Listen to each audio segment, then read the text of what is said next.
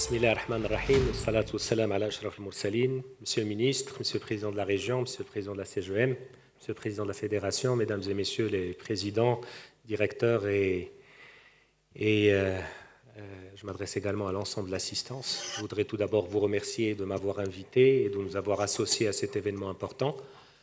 C'est un événement qui marque un tournant dans l'histoire des services au Maroc, parce qu'il vient à un point nommé pour pouvoir aborder une nouvelle étape,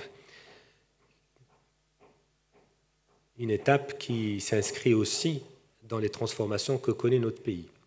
Je remercie Sidi Chakib en particulier pour l'étendue et la profondeur de son discours, parce que vous avez fait le tour de la question pratiquement. Ce que je voudrais rajouter, c'est d'abord, je pense que ce que vous comptez faire au sein de la CGM, et on va voir comment on va se mobiliser ensemble pour pouvoir faire en sorte que cette mission ait plus d'impact au niveau, je dirais, de la population ainsi qu'au niveau de l'économie. Vous êtes en train de le faire à un moment où le paradigme des services est revisité. Traditionnellement, toutes les conceptions économiques ou toutes les théories économiques avançaient que seul le secteur industriel ou l'industrialisation pouvait faire sortir un pays d'une taille de l'économie vers une autre, dans le cadre de ce qu'on appelle la transformation structurelle. Mais en regardant les chiffres de plus près et les évolutions ces dernières années, nous nous rendons compte que là où les chiffres se sont multipliés, triplés, voire quadruplés, c'est au niveau des services. Pour les pays les moins avancés, les chiffres sont multipliés par 4. Pour les pays avancés, les chiffres se sont multipliés par 2 ou 3. Pourquoi ? Parce qu'il y a un élément nouveau, important, impactant, qui est celui de la technologie. Et donc, l'avènement d'une technologie accessible et au service des demandes et des besoins de la société a fait que ce secteur-là a pu se réorganiser, a pu exporter et a pu, par la force des choses aussi, employer. Quand on regarde la topologie du secteur au Maroc, vous l'avez souligné, c'est un secteur qui emploie pratiquement la moitié de la population. C'est un secteur dont le formel qui est à l'origine de plus de la moitié, pratiquement des 3/4. Mais c'est un secteur effectivement dont la voix n'arrive pas toujours aux décideurs. Et donc cet effort d'organisation ou de réorganisation sera très bénéfique parce qu'il permettra de mieux écouter le secteur, de mieux formuler ses besoins et surtout de mieux canaliser ses efforts. En matière de pratique à l'international, les réussites du secteur ne sont plus à démontrer.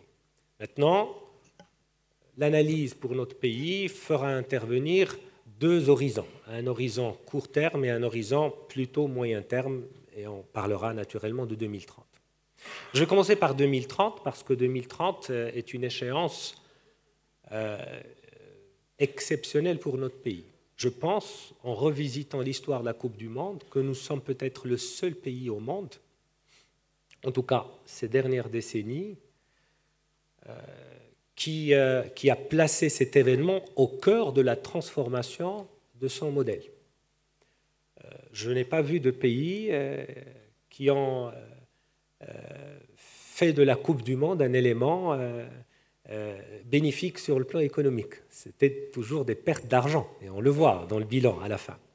Alors, grâce à la vision éclairée de Sa Majesté que Dieu l'assiste, nous avons pu, et j'y ai assisté avec Monsieur le ministre dernièrement dans le Conseil de ministres présidé par Sa Majesté, dont l'essentiel a été réservé à l'engagement de notre pays par rapport à la Coupe du Monde. Et donc, je pense que nous faisons partie des rares nations qui profitent de cette occasion pour remobiliser le pays sur tous les plans.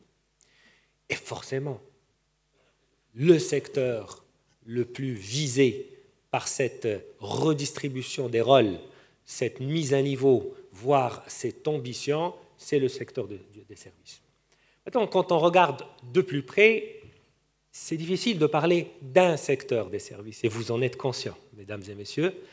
Il y a beaucoup de différences à l'intérieur du pool, à l'intérieur du secteur. Il y a beaucoup de strates. Il y a un secteur formel qui se bat pour survivre et un autre qui se bat pour être, je dirais, en avance et en contact et en dialogue avec ce qui se passe dans le monde, et notamment quand on parle d'export. Mais il y a aussi une partie des opérateurs qui se retrouvent, hélas, dans l'informel, dans les difficultés quotidiennes, surtout quand on conjugue ce positionnement avec, je dirais, la topologie du secteur et la présence des micro, petites et moyennes entreprises ou des très petites et moyennes entreprises. Vous le savez bien, pour ce secteur-là, les 3/4 sont des TPE, peut-être 28% sont des PME et seuls 2% sont des grandes entreprises. Et donc, le challenge pour nous est de taille. Il est de taille parce qu'il ne s'agit pas seulement de réunir des acteurs pour écrire un livre blanc, il s'agit d'examiner les potentialités, le potentiel qu'il y a derrière et de pouvoir identifier des voies d'appui dans un délai relativement court. Alors ces voies sont multiples. L'une des voies qui nous intéresse en tant que gouvernement, et ce n'est pas la seule, c'est la voie de l'emploi. C'est la voie de l'inclusion, parce qu'il a ce rôle-là de l'inclusion économique et même sociale, mais bien sûr dans la durabilité. Alors cette voie passe naturellement par un partenariat qui doit être rénové. Nous recevons demain au niveau du gouvernement, avec M. le chef du gouvernement, la Confédération générale des entreprises du Maroc, pour parler effectivement de la stratégie de l'emploi que le gouvernement a préparée et qui consacre un budget important aux très petites et moyennes entreprises par le biais de l'aide à l'investissement, mais par le biais également de l'aide à l'emploi. Et on sait que l'investissement pour les très petites et moyennes entreprises ne ressemble pas forcément à celui qui est demandé par les grands projets ou les grandes entreprises. Et on sait que les besoins en matière de fonds de roulement sont particulièrement importants quand vous descendez dans le chiffre d'affaires et quand vous descendez dans l'activité. Et donc on aura l'occasion, je ne veux pas devancer les choses, mais on aura l'occasion effectivement d'identifier les programmes conjoints, parce que la stratégie va se matérialiser par des programmes précis, avec un delivery précis sur des délais précis, notamment pour le court terme, c'est-à-dire pour 2025 et 2026, avec les difficultés que vous connaissez, avec les 200 000 personnes que nous recevons chaque année du monde rural à cause de la sécheresse notamment, et qui effectivement augmente le taux de chômage, malgré la bonne conduite d'un certain nombre de secteurs, surtout avec les chiffres du troisième trimestre de 2024. Donc sur ce sujet-là, il faut qu'on s'intéresse à l'emploi, mais il faut qu'on s'intéresse à ceux qui sont employés. Beaucoup de ceux qui sont employés n'ont pas forcément de diplôme. Je parle de ce pan du secteur des services. Et donc nous sommes appelés dans le cadre de la stratégie de la formation professionnelle, prévue elle aussi pour la fin de ce mois, une stratégie exécutive de la formation professionnelle et qui a fait l'objet aussi d'un accord social, de l'accord social d'avril 2024. Il est prévu également d'aborder 3 sujets de fond. Le sujet de la formation continue pour débloquer le problème qui est là depuis pratiquement quelques décennies maintenant. Nous avons parachevé un travail important sur le plan technique. Nous allons passer maintenant au plan politique et au plan législatif pour débloquer les 2-3 sujets qui restaient en suspens en matière de gouvernance et en matière d'allocation de ressources. Le deuxième sujet, c'est un sujet de validation des acquis de l'expérience professionnelle, parce que beaucoup des gens qui travaillent dans le service n'ont pas forcément monté leurs compétences au fur et à mesure et n'ont pas forcément cette reconnaissance de leur travail. Nous avons fait des expériences intéressantes dans des domaines comme le tourisme et l'artisanat, et nous avons vu effectivement qu'il y a un engouement par rapport à toute une population par rapport à ces sujets-là. Et cet engouement est important, il va contribuer à ce que les les travailleurs dans le secteur soient alignés sur la stratégie, que la stratégie ne concerne pas juste, je dirais, les grandes structures. Et nous avons également la question de la compétence plus globalement. Et ça a été souligné par Monsieur le Président, discuté avec Monsieur le Président aussi de la Fédération. Nous avons ces expériences d'instituts à gestion déléguée qui ont réussi pour quelques-uns, pour d'autres, ils ont encore des efforts à faire. C'est un modèle qui permet de responsabiliser le secteur sur la production, je dirais, de la compétence qui lui est propre. C'est une aussi façon de pouvoir monter un partenariat public-privé de nouvelle génération, mais avec des objectifs clairs.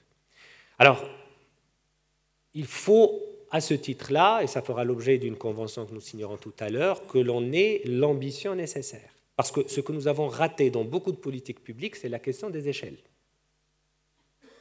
C'est-à-dire, il y a un problème qui est comme ça, et on répond par des mesures qui sont de cet ordre-là.